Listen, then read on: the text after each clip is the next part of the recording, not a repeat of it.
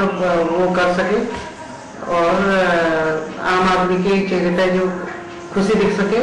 मैं कहना चाहता हूं कि आदमी को 2 वक्त की रोटी कपड़ा जो है उसको उसी के लिमिट के हिसाब से मतलब मुनासिब पैसों मिल जाना चाहिए ताकि आदमी जो है इस महंगाई की मार से बच सके।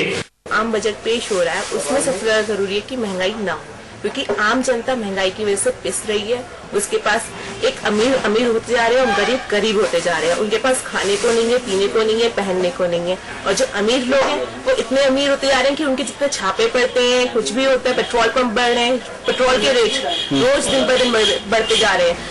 एक साल में 24 बार रेट बढ़ना बहुत गलत बात है। आम बजट जनता के हित में होना चाहिए। जिस हिसाब से पिछले बार बहुत महंगाई थी और जनता अपने परिवार का गुजारा बड़ी मुश्किलों से कर पा रही थी, लोग बड़े महंगाई की वजह से बड़े त्रस्त थे। हम उम्मीद करते हैं कि इस बार का बजट गरीबी रेखा से नीचे जीवन यापन करने वालों के फेवर में होगा। तो जनता की काफी उम्मीदें थी, लेकिन वो उम्मीदें कुछ हद तक पूरी हो पाई हैं, कुछ हद तक पूरी नहीं हो पाई है। सरकार के सामने अपनी चुनौतियां थी और अर्थव्यवस्था की स्थिति आपके और हमारे सामने है। हमारे संवाददाता कुमार संभव भी हमारे साथ फोन लाइन पर जुड़ चुके हैं। संभव, पहले तृणमूल कांग्रेस, उसके बाद आज डीएमके। सरकार की सेहत खुद ही दुरुस्त नहीं है तो वो इकोनॉमी को कैसे दुरुस्त कर पाएंगे? जी बिल्कुल, जो राजनीति है वो यहाँ शुरू हो चुकी है। पहले तृणमूल कांग्रेस की तरफ से खुद रेल बजट उनके मंत्री ने जब पेश किया तो उसके ऊपर बवाल खड़ा हुआ और अब डीएमके की तरफ से जो प्रतिक्रियाएं आ रही हैं वो सरकार के पक्ष में नहीं आ रही हैं। और कुल मिला के देखा जाए तो सरकार जिस तरीके से लगातार अपने सहयोगियों के साथ परेशान रही है निमिषा, और अब जो है सरकार एक बजट के माध्यम से ही सही लेकिन फिर से एक बार घिरती नजर आ रही है। तो कुल मिलाकर के जब अपने घर की स्थिति वो ठीक करने में नाकाम रही है, खासकर राजनीतिक फ्रंट पर, तो बेहद मुश्किल हो जाते हैं कड़े फैसले लेने, कड़े कानून और सेहत व्यवस्था सुधारने के लिए, खासकर इकोनॉमी की उसमें काफी मशक्कत का सामना करना पड़ सकता है प्रणब मुखर्जी को। हालांकि अभी सिर्फ पेश हुआ है, इसके ऊपर चर्चा होनी है और फिर इसके बाद इसको पारित किया जाएगा। जी बिल्कुल बिल्कुल समर्थ, तो जिस तरीके से आप बता रहे थे कि सरकार के सामने बड़ी चुनौतियां हैं, एक राजनीतिक अस्थिरता अभी देश में नजर आ रही है, क्योंकि अभी तक ये तय नहीं हो पाया है कि जो रेल बजट अब संसद की संपत्ति बन चुकी है उस पर आगे किस तरीके से कार्रवाई बढ़ाई जाएगी और किस तरीके से हम मानेंगे कि जो रेल बजट रेल मंत्री ने रखा है वो पास हो पाएगा नहीं। आज जिस तरीके से आम बजट की बात करें तो आम बजट के पहले ही जिस तरीके से डीएमके के जो सांसद हैं वो आज सदन में उपस्थित नहीं रहे, तो इसके भी कहीं न कहीं राजनीतिक अस्थिरता के एक और कयास लगाए जा रहे हैं। तो जब सरकार ही कमजोर है तो देश की अर्थव्यवस्था को वो कैसे दुरुस्त कर पाएगी?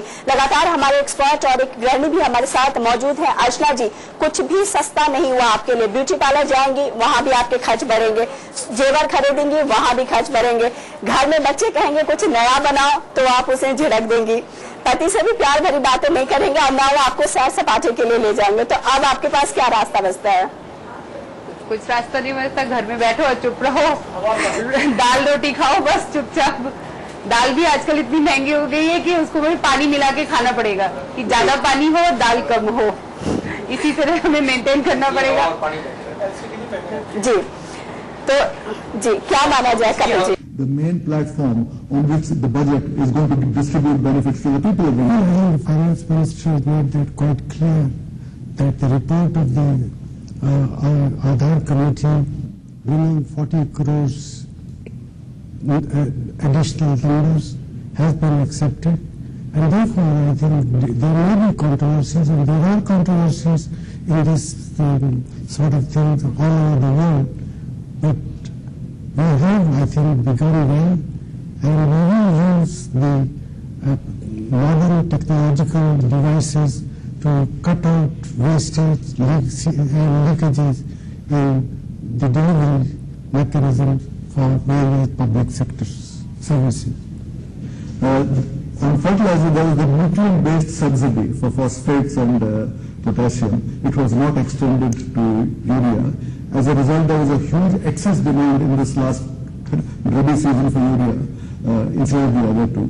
Is there any proposal that we will now have nutrient-based subsidy for all three, so that there is better balanced use of fertilizer? Well, there is general agreement that we should have a nutrient-based subsidy for all the three, but it was deliberately felt that at a time when international prices of urea were increasing, it would, I think, be wise to go slowly in moving towards nutrient-based subsidies and decontrolling urea as well. So I think it's a question of timing, but there are, I think, compulsions which require that the government will have to take sensible decisions, even though I think they may not be very popular. So, John, this is the third budget of UPA 2. In these 3 years, what would you say was the biggest achievement, and what would you say was the biggest disappointment?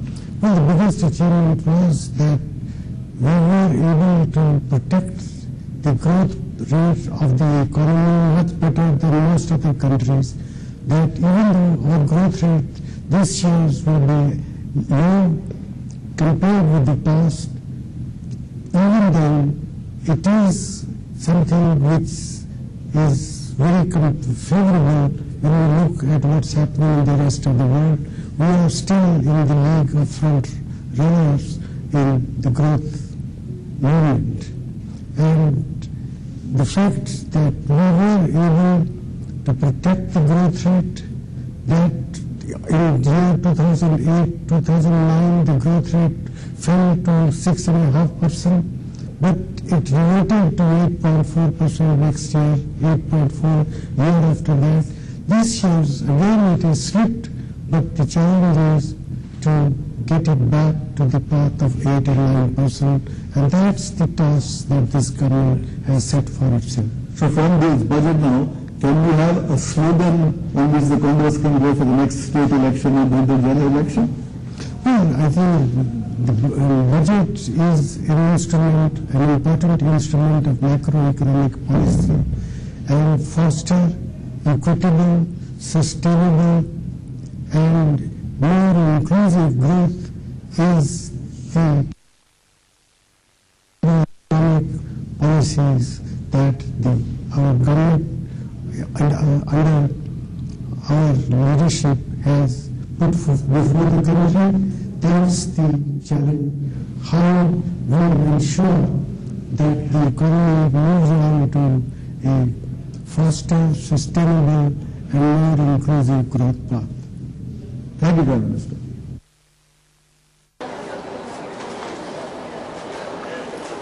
तो जिस तरीके से प्रधानमंत्री मनमोहन सिंह का भी साफ तौर पर कहना था कि बहुत सारी चुनौतियां हैं, और जब 1991 में हमने ओपन इकोनॉमी पॉलिसी को फॉलो किया था, तो कहीं ना कहीं हमें विश्व की अर्थव्यवस्था के साथ अगर चलना है तो उनके सामने जो चुनौतियां हैं उसके सामना करने के लिए भी हमें तैयार रहना चाहिए। तो ऐसी तमाम बातें हैं जो एक सरकार के लिए, एक देश के प्रधानमंत्री के लिए, जब उसकी सरकार बजट पेश करती है तो जनता के सामने अपने तर्क रखना एक यही रास्ता उनके पास बचता है। लेकिन दूसरी तरफ अगर हम देश की इकोनॉमी की बात करें तो करीब 80% आबादी जो है वो खेती बाड़ी पर निर्भर है। तो क्यों हम ये नहीं कह पाते हैं कि हम अपने देश की इकोनॉमी को मजबूत करने की कोशिश करें, बाहरी कितने भी इम्पैक्ट हमारे ऊपर पड़े लेकिन फिर भी हम अपनी इकोनॉमी को बचाए रख सके। लगातार हमारे साथ एक्सपर्ट्स जुड़े हुए हैं। सुनील जी, आपसे समझने की कोशिश करेंगे, 80% आबादी जो है वो कृषि पर निर्भर करती है। कृषि का बजट 18% बढ़ा दिया गया, लेकिन जिनको फायदे मिलने चाहिए,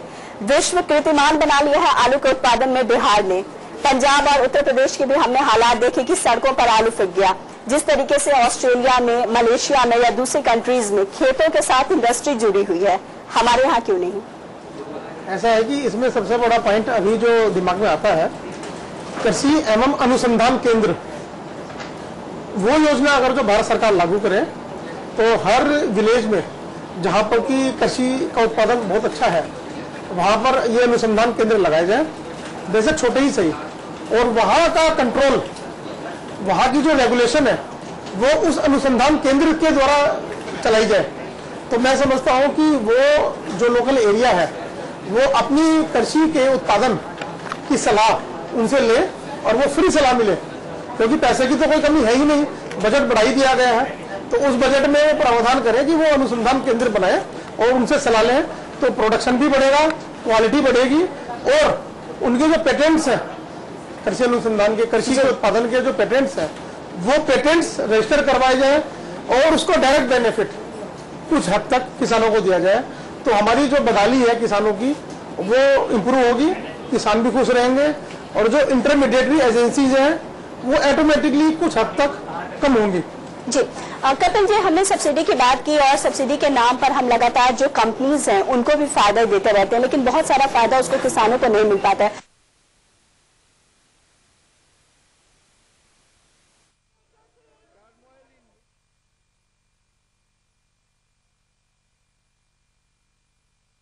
बजट पेश हो गया है। हम आपको बता दें, आम आदमी की अगर बात की जाए तो आम आदमी के लिए महंगाई एक बार फिर से मुंह बाहें खड़ी हुई है। सोना और डायमंड महंगा हो गया है।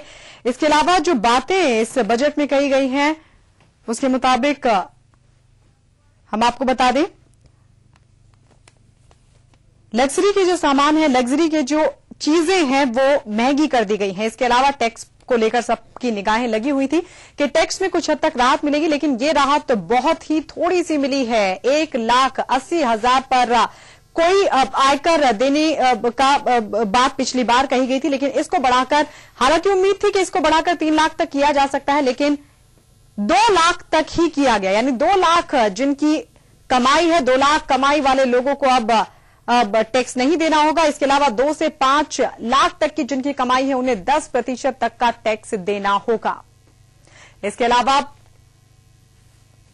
भी कई ऐसी चीजें की गई हैं जिनसे सीधा सीधा जो बोझ है वो आम आदमी पर पड़ेगा, चाहे बात एक्साइज ड्यूटी की हो या फिर सर्विस टैक्स की। इनमें भी इजाफा किया गया है। 2% का इजाफा हुआ है एक्साइज ड्यूटी और सर्विस टैक्स में।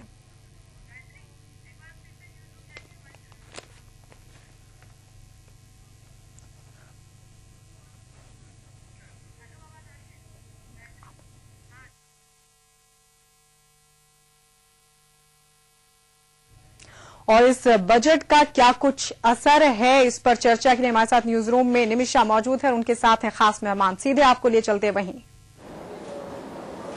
बिल्कुल गायत्री, जिस तरीके से आपने भी जिक्र किया कि तमाम वायदे अभी भी प्रधानमंत्री की तरफ से किए गए हैं, लेकिन प्रधानमंत्री ने साफ तौर पर कहा है कि ऐसी 5 बहुत बड़ी चीजें हैं जिसकी वजह से उन्हें कुछ कड़े फैसले उनकी सरकार को लगातार लेने पड़ते हैं। क्योंकि जिस तरीके से अगर हम देश के ऊपर कर्ज की बात करें तो लगातार जो विदेशी कर्ज है वो बढ़ता जा रहा है।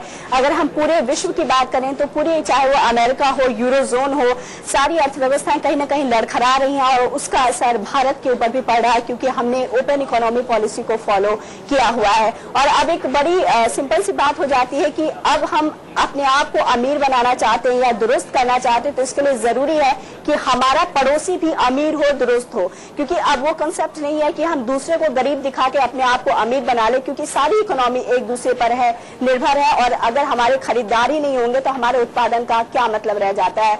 आज के बजट के ऊपर कि किस तरीके से ये बजट देश की अर्थव्यवस्था को कुछ दिशा देगा, देश की अर्थव्यवस्था को कुछ दुरुस्त करेगा, लगातार हमारे एक्सपर्ट हमारे साथ जुड़े हुए हैं। सुनील जी हैं, कपिल जी हैं और एक गृहिणी है अर्चना जी, उनसे भी हम इस मुद्दे पर बातचीत कर रहे हैं कि ये बजट कितनी देश की अर्थव्यवस्था को आगे बढ़ा सकता है, या इस बजट में जो कड़े कदम सरकार ने उठाए हैं वो उसके सामने कितनी बड़ी चुनौती है, कितनी बड़ी मजबूरियां थी।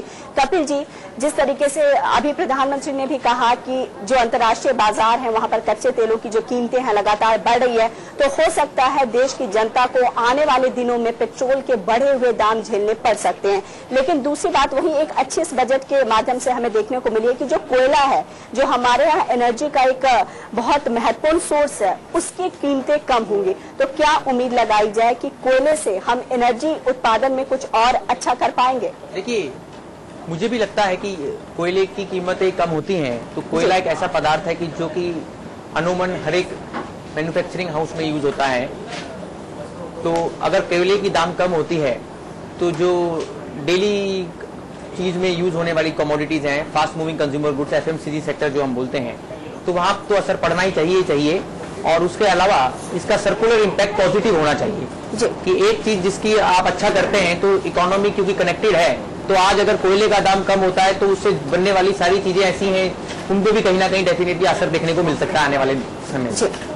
जी बिल्कुल, तो बहुत सारी चीजें ऐसी है जहां पर कि कोयले को हम यूज कर सकते हैं। और जो हम विद्युतीकरण की बात करते हैं या बहुत सारी ऐसी है कि दूसरे सोर्सेस की बात करते हैं एनर्जी की, तो कोयला थोड़ी राहत देने वाली बात हो सकती है। जी, जैसे कि पावर सेक्टर्स हैं, पावर सेक्टर्स की काफी कंपनीज हैं जो इंडिया में बनी हुई है, लेकिन वो किसी न किसी कारणों से अभी पूरी तरह से उत्पादन में नहीं आ रही है। तो जो कोयले की जो ये दाम के सस्ते होने की जो बात है, ये हो सकता है कि उन पावर